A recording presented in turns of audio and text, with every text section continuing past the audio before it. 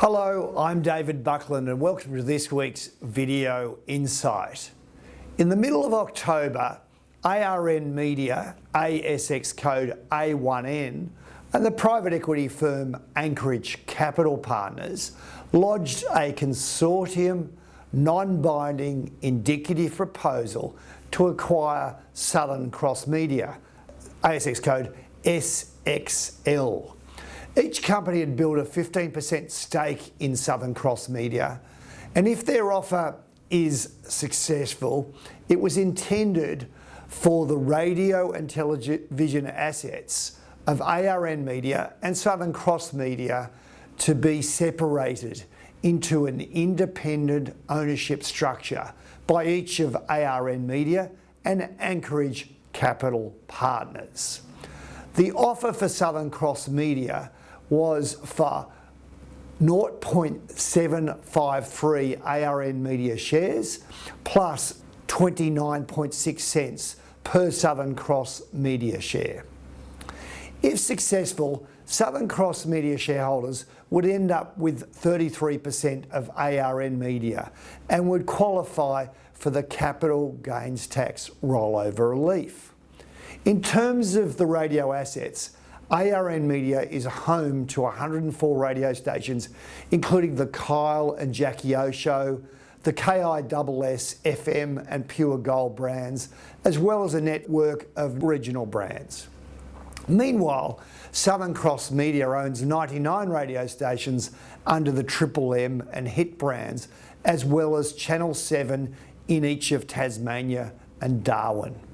A merger would create a metropolitan network of 10 radio stations in Sydney, Melbourne, Brisbane, Adelaide and Perth, underwritten by KISS and Triple M brands. The potential merger would certainly raise eyebrows of the powers to be at the Australian Competition and Consumer Commission, given the resulting dominance in the commercial radio market in metropolitan Australia. Over the weekend, Kerry Stokes' 7 West Media made a lightning strike by effectively acquiring 20% of ARN Media at $1.10 per share, and this was a 31% premium on last Friday's close of 84 cents per share. I understand Stokes is supportive of ARN Media's move on Southern Cross Media.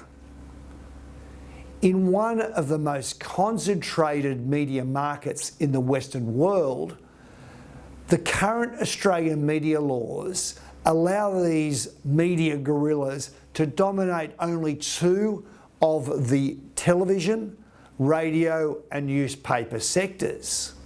7 West Media owns the 7 network in Sydney, Melbourne, Brisbane, Adelaide and Perth, and logically Kerry Stokes may be interested in ultimately adding Channel 7 in Tasmania and Darwin.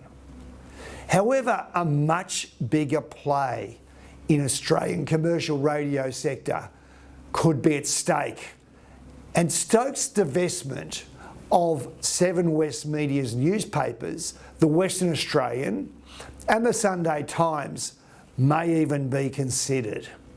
The potential arm wrestle for the rationalisation of Australia's commercial radio sector will be very interesting to watch over the foreseeable future. Thank you for watching, and please don't forget to follow us on Facebook and Twitter.